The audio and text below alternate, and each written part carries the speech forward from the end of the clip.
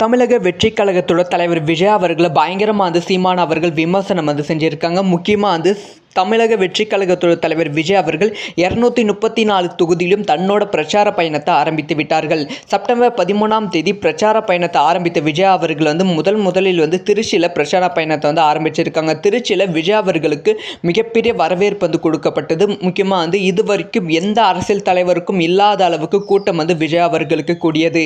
இந்த கூட்டத்தை பல பேர் விமர்சனம் செய்தாலும் பல பேர் இந்த கூட்டத்தை பார்த்து வாயை பிளந்து கொண்டிருக்கிறார்கள். அந்த வகையில் சீமான் அவர்கள் இந்த கூட்டத்தை பற்றி பேசியிருக்காங்க. அதில் அவங்க என்ன சொல்லியிருக்காங்கன்னா, நடிகர் அஜித்தை அரசியல் களத்தில் இறக்கினால் இதைவிட அதிகமான கூட்டம் வரும் அப்படின்னு சொல்லி பதில் சொல்லியிருக்காங்க. திரை நட்சத்திரங்களை மக்கள் நேரில் காண கூட்டம் கூடுவது இயல்பானது தான். ரஜினிகாந்த் வரவழைத்தால் இதைவிட அதிகமாக கூட்டம் வரும். நயன்தாராவை இறக்கினால் இன்னும் அதிகமாக கூட்டம் வரும். ஆனால் கூட்டம் வருவது எல்லாம் ஓட்டாக மாற வாய்ப்பே இல்லை என்று அவர் கூறியிருக்காங்க. பாரம்பரிய அரசியல் கட்சிகளுக்கே இந்த கூட்டம் அதிர்ச்சி ஏற்படுத்தி இருக்கும் சமயத்தில் தொடர்ந்து விஜய் அவர்களை சீமான் அவர்கள் தாக்கி பேசியிருப்பது சோஷியல் மீடியாவில் சீமான் அவர்களுக்கு எகெயின்ஸ்டாக பல விஷயங்கள் பரவிக்கொண்டு இருக்கு. இதை பற்றி உங்களோட ஒப்பீனியன்?